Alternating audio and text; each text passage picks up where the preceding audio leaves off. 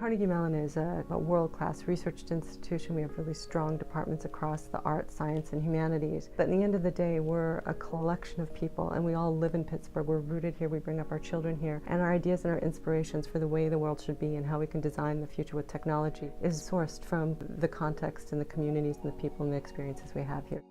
We're all about empowerment, but empowerment through technology innovation. So we asked the question, how can we reach out and have a lasting, authentic relationship with local service organizations and local students, parents, families, and adults in such a way that our technologies can be authentically useful in them improving their circumstances?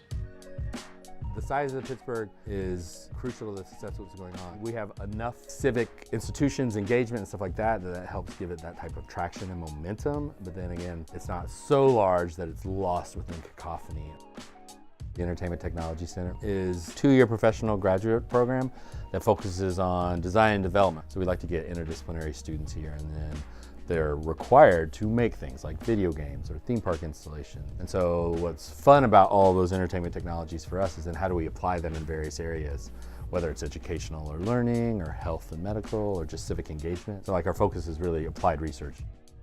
Where we are in public education is that we need to create exciting environments for children to have an opportunity to learn different and creative things. We want children to be excited about coming to school, making school the cool place to be. So we want to have technologies that are here that the children do not have at home.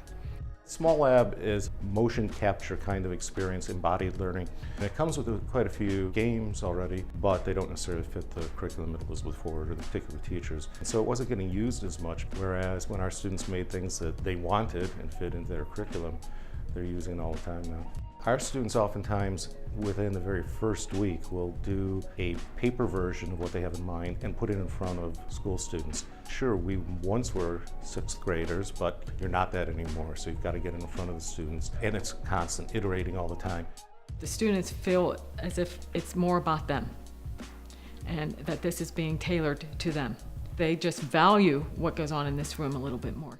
The reason it's working is the teachers are in. It's not just having technology, the teachers are really getting more engaged in that mind because it allows them to, creating the space that enables the teachers to do their jobs better. People learn from each other. We learn through talking and gestures, through text and images, and increasingly these learning interactions are mediated through technology and digital media.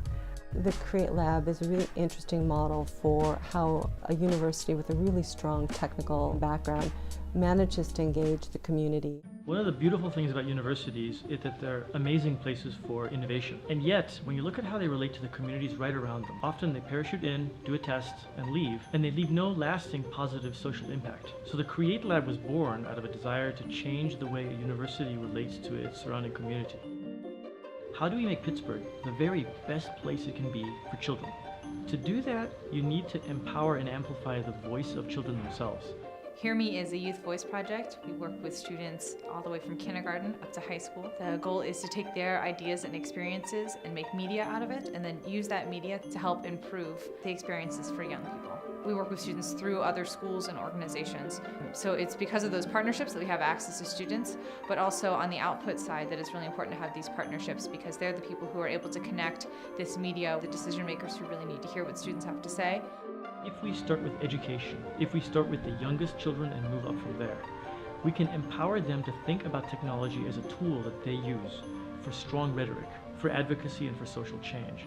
The Message for Me project is for children to be able to take a photo of something that they're doing during their school day, record a message, and then send it to a parent, a grandparent, the teacher.